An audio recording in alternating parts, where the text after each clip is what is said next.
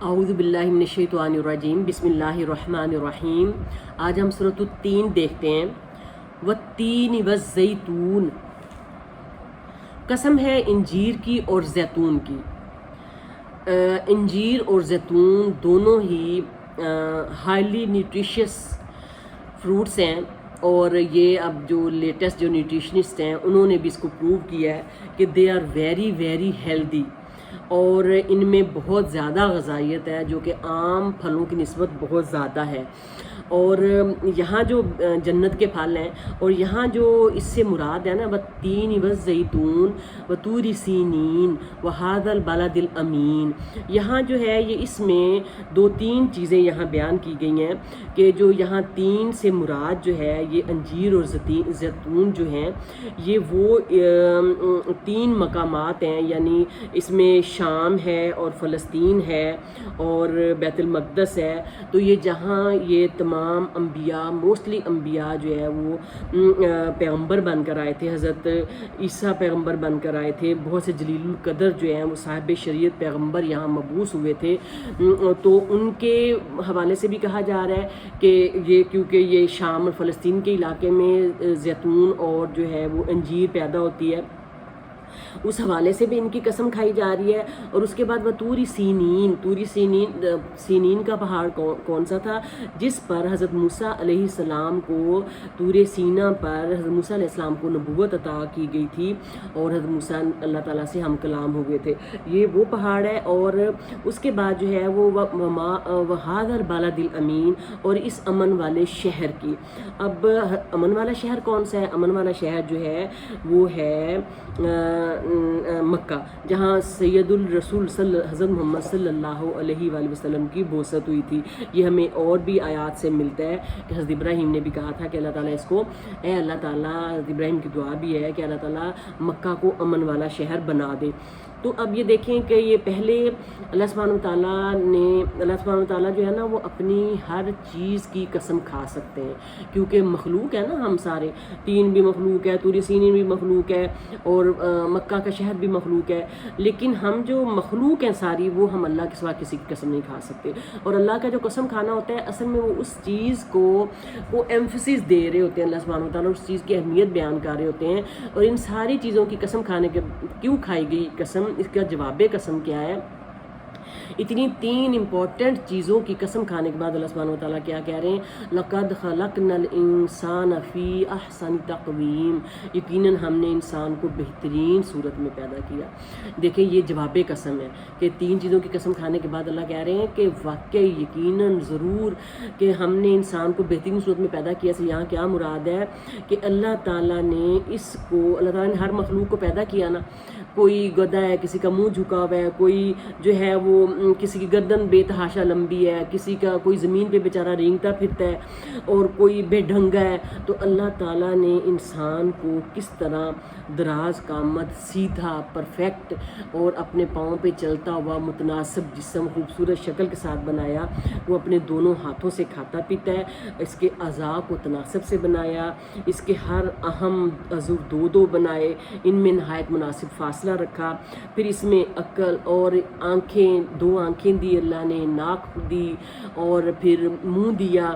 اور اگر فرض کریں اللہ تعالیٰ ہمارا جو ہے وہ منہ پیچھے کی طرف لگا دیتا تو ہم کیا کر سکتے تھے؟ اللہ نے ہمیں خوبصورت نہایت آسانی تقویم کا مطلب یہ ہے، آسن کا مطلب ہوتا ہے خوبصورت ترین، یعنی اللہ نے ہمیں خوبصورت ترین سانچے میں ڈھالا ہے۔ تو جب ہم اپنے جسم میں جب کوئی نقص نکالتے ہیں نا تو ہم اللہ تعالیٰ کی بہت زیادہ ناشکری کر رہے ہوتے ہیں۔ یہ دیکھا کریں کہ الحمدللہ اللہ نے مجھے جو شکل دی ہے، اللہ نے مجھے جو صورت دی ہے، وہ اللہ نے میرے لیے وہی شکل و صورت پسند کی ہے، اور شکل و صورت میں تو کسی کا کمال ہی نہیں ہے۔ اللہ نے اگر مجھے اس شکل میں پیدا کیا تو مجھے اسی شکل کو ہی اپنے لیے پسند کرنا ہے، اور مجھے اسی شکل کے ساتھ ہی اپنی زندگی جینی ہے، اور مجھے اپنی اگر میں مرد ہوں تو مجھے مرد بننے پہ فخر ہونا چاہیے، اگر میں عورت ہوں تو مجھے عورت بننے پہ فخر ہے۔ اور اصل میں امتحان کس چیز کا ہے؟ اصل میں امتحان ہماری شکلوں کا نہیں ہے، اللہ تعالیٰ قرآن میں فرماتا ہے نا کہ میں نے تمہارے شکلوں اور جسموں کو نہیں دیکھنا، میں نے تمہارے اعمال کو دیکھنا ہے۔ تو اصل ہمارا کیا کام ہے؟ اصل ہمارا کام یہ ہے کہ ہم نے اپنے اعمال درست کرنے، ہم نے اپنے کردار درست کرنے۔ ہمیں جب ہم مر جائیں گے تو ہمارے جو اعمال تولے جائیں گے، ہماری شکلیں یا جسم نہیں تولے جائیں گے، ہمارے اعمال تولے جائیں گے، جو ہم نے کام کیے، جو ہم نے حقوق اللہ اور حقوق العباد کیے، جو ہم نے پورے کیے کہ نہیں کیے، ٹھیک ہے۔ اس کے بعد احسن تقویم میں جو اور چیز آ جاتی ہے وہ یہ ہے کہ انسان اللہ کی قدرت کا مظہر ہے، تو انسان کو اللہ نے عقل، تدبر، حکمت، فہم اور سننے اور دیکھنے کی صلاحیتیں جو دی ہیں وہ بہت امپورٹنٹ ہیں، اور سب سے زیادہ جو امپورٹنٹ جو صلاحیت ہے وہ ہمارا دماغ ہے، ہمارا شعور ہے، ہماری عقل ہے، ہمارا ادراک ہے۔ وہ دیکھیں کہ ہم انسان جو ہے اگر اس ادراک کو، عقل کو اگر ہم پازیٹیو سائڈ پہ لے جاتے ہیں تو ہم نے دنیا فتح کر لی ہوئی ہے۔ جو پڑھے لکھے لوگ ہیں، جنہوں نے جہاز بنا لیے، جنہوں نے شپس بنا لیے، جنہوں نے سیٹلائٹ کے سسٹمز بنا لیے، جو میزائل سیٹلائٹس آسمانوں پہ بھیج رہے ہیں، جو چاند پہ پہنچ گئے ہیں، اور تو یہ کیا کہا جا رہا ہے کہ اللہ تعالیٰ نے انسان کو عقل دی ہے۔ اسی طرح کہا گیا نا کہ اللہ تعالیٰ نے آدم کو اپنی صورت پر پیدا فرمایا ہے۔ انسان کی پیدائش میں ان تمام چیزوں کا اہتمام ہی احسن تقویم ہے، جس کا ذکر اللہ نے 3 قسموں کے بعد فرمایا۔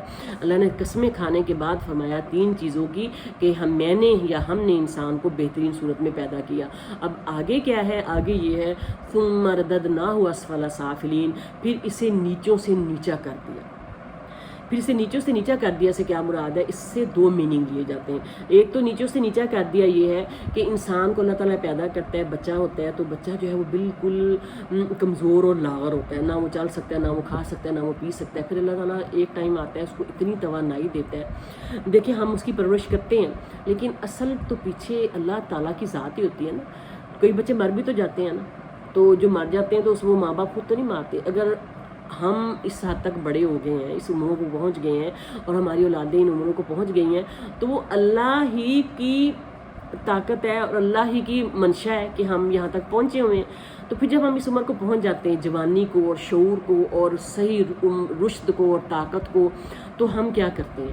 پھر ہم جو ہے وہ ایک ٹائم پہ آ کے ہر چیز کو تہس نہس کر دیتے ہیں۔ ہم اپنے شعور اور عقل اور فہم کی طاقتوں کو ہم اتنی یعنی اس قدر ہم گئے گزرے ہو جاتے ہیں، اتنے ہم پست ہو جاتے ہیں، یعنی ہمارا کردار اتنا نیچے گر جاتا ہے کہ اس میں مبتلا ہو کر انسان انتہائی پست ہو جاتا ہے، اور سانپ اور بچھو سے بھی گیا گزرا ہو جاتا ہے۔ اور یہ ابھی ہم آج کل میں اگست کا مہینہ ہے، 2024 ہے، تو آج کل ہم پڑھ رہے ہیں کہ انڈیا میں جو ایک لیڈی ڈاکٹر کا جو 10 جو رات کی ڈیوٹی دے رہی تھی، وہ بیچاری 36 گھنٹے کی ڈیوٹی دے رہی تھی، تو اس کو انڈیا کے ایک ہاسپٹل میں 10 مردوں نے اس کو گینگ ریپ کیا۔ تو یہ دیکھیں کہ یہ اس کو کہتے ہیں ثم رددناہ اسفل سافلین، پھر ہم اسے نیچوں سے نیچا کر دیتے ہیں، یعنی ان کے اوپر اس قدر شہوت کا غلبہ تھا اور اس قدر وہ نیچے ان کا کردار اتنا پست ہو گیا ہوا تھا کہ وہ سانپ اور بچھو تو بیچارے کچھ بھی نہیں کیا جو انہوں نے کیا، اور اس بچی کو انہوں نے 31 سالہ ڈاکٹر کو انہوں نے مار دیا ہے، اس کے جسم کی ہڈیاں توڑ دی ہیں، اس کی آنکھوں سے خون، اس کے چہرے سے خون، اس کے پرائیویٹ پارٹ سے خون، اور اتنا انہوں نے ظلم کیا ہے۔ تو یہ بالکل صحیح مثال ہے کہ جو کہتے ہیں نا ثم رددناہ اسفل سافلین۔ اور ایک تو یہاں اس کردار کی بات ہو رہی ہے، دوسرا یہاں یہ لیا گیا ہے کہ ہم پھر اسے نیچوں سے نیچا کر دیتے سے کیا مراد ہے کہ ہم ایک ٹائم پہ انسان کو اتنی صحت تندرستی دیتے ہیں، اور پھر وہی صحت تندرستی ہم آہستہ آہستہ اس سے لے کے پھر ہم اس کو نیچا کر دیتے ہیں، اتنا نیچا کر دیتے ہیں کہ وہ خود اٹھ کے پانی پینے جوگا بھی نہیں رہتا۔ وہی انسان جو دنیا میں اکڑ کے چلتا تھا، جو کسی کو بھی خاطر میں نہیں لاتا تھا، جو ایک وقت تھا کہ وہ ہر اپنے جو ہے وہ اکڑ اور غرور اور اپنے علم اور اپنے نسب اور اپنے جاہ میں کسی کو بھی خاطر میں نہیں لاتا تھا، وہی انسان جو ہے وہ اب چارپائی پہ پڑا ہوتا ہے اور کسی سے ایک گھونٹ پانی بھی کسی سے لے کے پینے کا محتاج ہوتا ہے.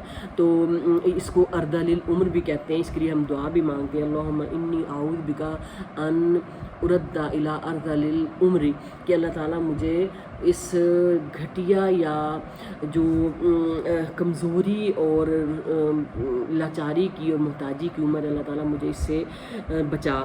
تو اس کو یہاں اس کے دو میننگ لیے گئے ہیں کہ ایک جو ہے وہ کردار کے لحاظ سے انسان گھٹیا ہو جاتا ہے، اور ایک جو ہے وہ اپنی طاقت اور ہمت کے اعتبار سے انسان جو ہے وہ بچوں سے بھی لاغر ہو جاتا ہے.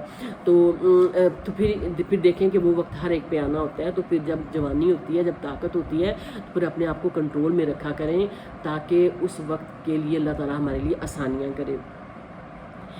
الا الذین آمنوا وعملوا الصالحات فلہم اجر غیر ممنون. اب اللہ تعالیٰ ان چیزوں کو بیان کرنے کے بارے میں کہہ رہا ہے کہ پھر ہم اس کو نیچے سے نیچا کر دیتے ہیں، لیکن اب جو کردار کے لحاظ سے پست ہو جاتے ہیں، جو اس قدر بھیانک ان کا رویہ ہوتا ہے، قتل و غارت کرتے ہیں، چوریاں ڈاکے ریپ کرتے ہیں، تو اس کے بعد اللہ تعالیٰ کہہ رہے ہیں کہ الا الذین آمنوا وعملوا الصالحات، مگر وہ لوگ جو ایمان لائے اور جنہوں نے اچھے عمل کیے، عمل صالح کیے، فلہم اجر غیر ممنون، تو ان کے لیے ایسا اجر ہے جو کبھی ختم نہ ہوگا. اب یہاں پھر خوشخبری ہے کہ انسان کو اللہ تعالیٰ نے شعور دیا، فہم دیا، عقل دی، ذہن دیا، دولت دیا، مال دیا. انسان اس کو یوز کر کے جب طاقت حاصل کرتا ہے نا، تو پھر اگر وہ ایمان لاتا ہے اور عمل صالح کرتا ہے تو پھر اس کے لیے نہ ختم ہونے والا اجر ہے. یعنی ہمیں اپنی ان طاقتوں کو کس میں استعمال کرنا ہے؟ ہمیں سب سے پہلے تو اللہ پر ایمان لانا ہے، اس پر عمل صالح کرنا ہے. عمل صالح میں مین چیز کیا آ جاتی ہے کہ عمل صالح کرتے ہوئے یہ دیکھیں کہ ایسے اعمال کریں جو اللہ سبحانہ و تعالیٰ کے پسندیدہ ہوں اور اللہ کے نبی کی سنت سے ثابت ہوں، اور ہم اپنی پرخلوص ہماری نیت بھی اس میں صاف ہو، ریاکاری ہو نہ ہو، دکھاوا نہ ہو، اور کسی کو تکلیف یا اذا نہ دی جائے. عمل صالح کی بھی ڈیفینیشن کافی مشکل ہے کہ ہم اعمال تو کرتے ہیں، نیک اعمال بھی کر رہے ہوتے ہیں، ہم ان کو نیک سمجھ کے کر رہے ہوتے ہیں، لیکن اصل میں وہ اعمال نیک نہیں ہوتے، بلکہ ہم ان نیک اعمال سے بھی گناہ حاصل کر رہے ہوتے ہیں. مثلا جب کچھ لوگ ہم بدعت میں پڑ جاتے ہیں، کچھ لوگ تو وہ بھی نیک اعمال کے زمرے سے باہر نکل جاتے ہیں. تو اللہ تعالیٰ فرما رہے ہیں کہ مگر وہ لوگ جنہوں نے نیک عمل کیے اور اچھے اور عمل صالح کیے تو ان کے لیے نہ ختم ہونے والا اجر ہے. اب نہ ختم ہونے والے اجر سے یہ مراد ہے کہ اللہ تعالیٰ، ہم بار بار پڑھتے ہیں نا جنات تجری من تحتها الانہار خالدین فیہا، یعنی نہ ختم ہونے والا اجر یہ ہے کہ ان کے لیے جنتیں ہوں گی، ان میں وہ ہمیشہ رہیں گے اور وہ اس میں سے کبھی بھی نہ نکلیں گے، اور ان کے لیے ساری جنت کی نعمتیں ہوں گی. اور فما یکذبک بعد بالدین، پس تجھے اب روز جزا کے جھٹلانے پر کون سی چیز آمادہ کرتی ہے.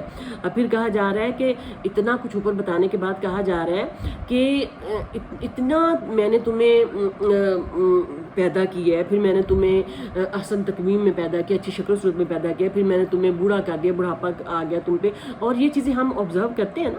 ہم دیکھیں، اب میں نے اپنا بڑھاپا دیکھنے تک تو پتہ نہیں کیا نا، لیکن میں نے اپنے ماں باپ کا بڑھاپا دیکھا، میں نے اپنے کزنوں، اپنی دادیوں کا، نانیوں کا، اپنی پھپھیوں کا، اپنی جو بھی میرے ارد گرد رشتے دار تھے، ہم سب نے اگر ہم پہ ابھی نہیں آیا اتنا رذیل عمر، تو ہم اپنے ارد گرد مشاہدہ تو کرتے ہیں نا. تو پھر ہم کیوں نہیں اس سے سیکھتے؟ کہا جا رہا ہے کہ اتنا کچھ ہونے کے باوجود پس تجھے اب روز جزا کے جھٹلانے پر کون سی چیز آمادہ کرتی ہے؟ اتنا کچھ تو دیکھ لیتا ہے دنیا میں، تو پھر اس کے باوجود تو روز جزا کو جھٹلاتا ہے. کیا تجھے پتہ ہے کہ جو تیرے مرنے والے جس ماں کے بدن سے تو پیدا ہوا ہے وہ اس دنیا میں نہیں ہے، وہ کہاں ہے؟ کیا تجھے پتہ ہے جس باپ تیرے پیدا کرنے کا، دنیا میں لانے کا ذمہ دار تھا، وہ کہاں ہے اس وقت؟ اسی طرح ہم نے بھی مر جانا ہے. تو پھر ہم کیسے روزے جزا کو جھٹلا سکتے ہیں؟ اللہ تعالیٰ سوال پوچھ رہے ہیں فما یکذبک بعد بالدین، بس تجھے اب روزے جزا کے جھٹلانے پر کون سی چیز آمادہ کرتی ہے؟ اللہ تعالیٰ نے اتنا قرآن ہمارے سامنے رکھا، اتنی ڈیٹیل ہر ایک چیز کی بتائی ہے ہمارے سامنے، زندگی، موت، ایکسیڈنٹ، حادثے، ہر چیز رکھی. پھر بھی ہم جو ہے وہ اللہ سے دور ہیں، پھر بھی ہم روزے قیامت کو جھٹلاتے ہیں، پھر بھی ہم کہتے ہیں نہیں جی. جو ایتھیسٹ ہیں، جو دنیا میں بہت بڑی تعداد ہے کہ ایتھیسٹ کی ہے، جو اللہ کو نہیں مانتے، وہ اللہ کا انکار کرتے ہیں، تو دیکھیں ان کو نہیں نظر آتا کہ ہم کیسے پیدا ہوئے، ہم نے مرنا ہے، ہمارے ماں باپ کہاں ہیں، ان کو یہ ساری چیزیں نظر نہیں آتی۔ اللہ تعالیٰ سوال پوچھ رہے ہیں، اللہ تعالیٰ ہمیں نیک عمل کرنے کی توفیق دے اور اللہ پر ایمان لانے کی توفیق دے۔ پھر اینڈ میں اللہ تعالیٰ فرما رہے ہیں فما یکذبک بعد بالدین الیس اللہ باحکم الحاکمین، کیا اللہ تعالیٰ سب حاکموں کا حاکم نہیں ہے؟ کہ اللہ تعالیٰ جو ہے، جو جب یہ کہا جا رہا ہے نا کہ اللہ تعالیٰ نے اگر تمہیں ایک دفعہ پیدا کیا، وہ تمہیں دوسری دفعہ بھی پیدا کر سکتا ہے، تمہیں گرا بھی سکتا ہے، تو پھر اس کے بعد بھی تو قیامت اور جزا کا انکار کرتا ہے۔ تو پھر اس کے بعد اللہ تعالیٰ کہا ہے الیس اللہ باحکم الحاکمین، تو کیا تمہیں جو کسی پر ظلم نہیں کرتا اور اس کے عدل کا یہی تقاضا ہے کہ وہ قیامت برپا کرے، ان کی داد رسی کرے جن پر دنیا میں ظلم ہو چکا؟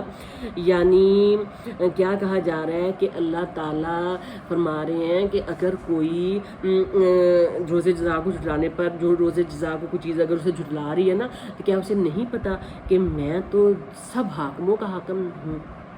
اللہ تعالیٰ کیا کہہ رہے ہیں الیس اللہ باحکم الحاکمین، کیا نہیں ہے اللہ سب حاکموں کا حاکم؟